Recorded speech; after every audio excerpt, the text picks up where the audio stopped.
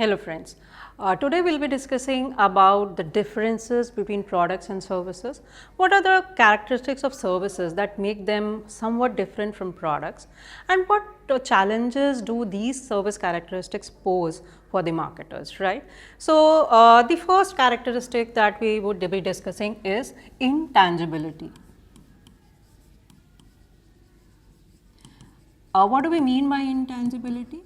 By intangibility, we mean that you cannot feel the products, the physical feel is missing, whereas in products are tangible while services are intangible. So, intangibility is a characteristics of services.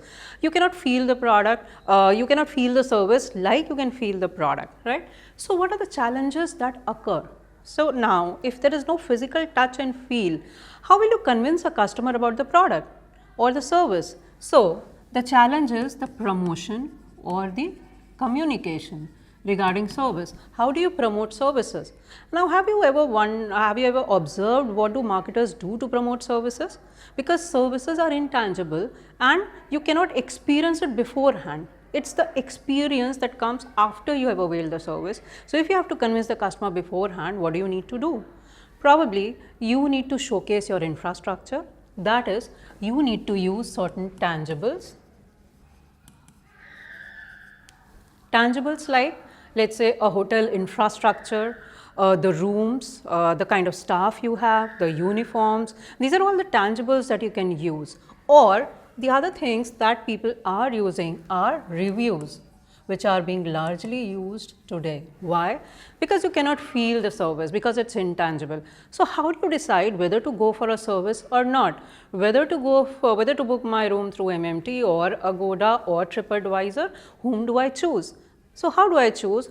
I try to go through the website, probably see certain videos that are there on the website.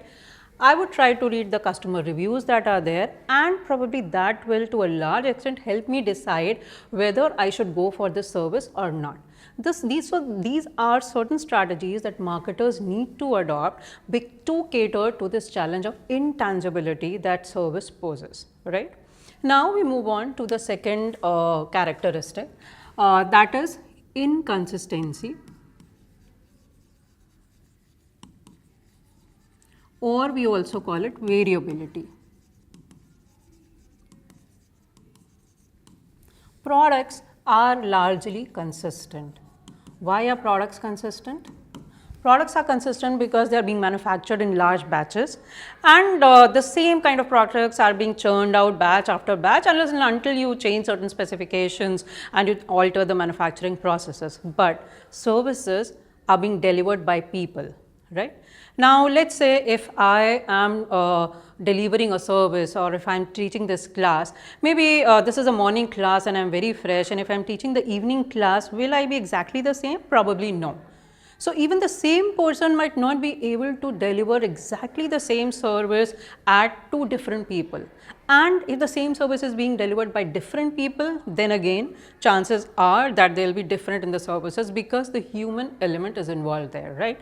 So, that is probably what causes the services to be inconsistent or causes variability. And therefore, the challenge that comes is how to ensure a seamless experience to the customer, right. Now, what do firms do to ensure the seamless experience or a standardized experience rather to the customer? How can you ensure the standardization? Now, to ensure standardization, there are few things that can be done. What are these things? One is, if you reduce the human element and involve technology, probably that is how you can reduce the variability, because the human element is not there, and therefore, when machine is taking over, machine will be performing consistently. So, as much as you reduce the human element, more the seamless and consistent experience you will be able to deliver. The other thing is developing SOPs or standard operating procedures. For example, have you ever wondered where irrespective of whichever chain of Pizza Hut or Domino's or KFC you go to, you get exactly the same experience, the same taste, the same stuff.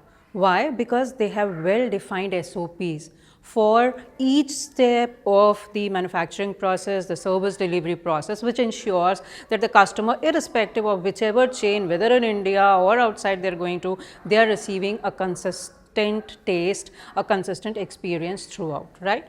So, this is one of these are a few ways how probably marketers are trying to do away with the challenge posed by inconsistency or variability.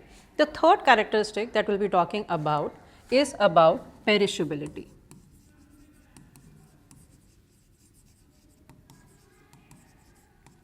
So, services are perishable, they cannot be stored, whereas products can be stored. Obviously, something which is tangible can be stored, but something which is intangible, which does not have a physical presence, can it be stored? No. So, therefore, comes this challenge of perishability. Now, what is the challenge because of perishability?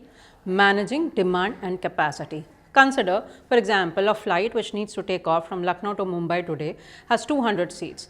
Now, if you get booking only for 150 seats today and your 50 seats remain empty, what will you do about it? Will you be able to board more than 200 passengers in the next flight? No.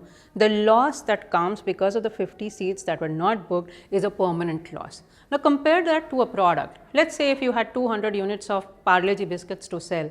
If you were not able to sell, let's say 100 biscuits today, you could sell it tomorrow, day after, maybe this month, maybe also next month until the date of expiry, right? So, you have a lot of opportunities there because products can be stored, but services cannot be stored. And therefore, the challenge comes in managing demand and capacity or balancing demand and capacity. Now, what can marketers do actually to cater to this challenge? The major thing that marketers can do probably is queuing. A lot of marketers actually create queues or create bookings to ensure that they have a particular demand, and so that they can accordingly plan the demand that is there and accordingly manage their capacity. So, let's say if a restaurant understands that there is going to be more rush in the weekends as compared to the weekdays, it can have some part-time staff to cater to the weekends. It can have some extra capacity, maybe apart from rooms, they can be ready to open up the lawn area in the evenings, because maybe in the evenings there is greater rush than the daytime. So, these are certain techniques probably which can be used by services marketers to meet this challenge of perishability. So, I hope you understood these three major characteristics of services, the challenges that they pose, and probably what are the strategies that marketers are using to meet these challenges posed by service characteristics. Thank you.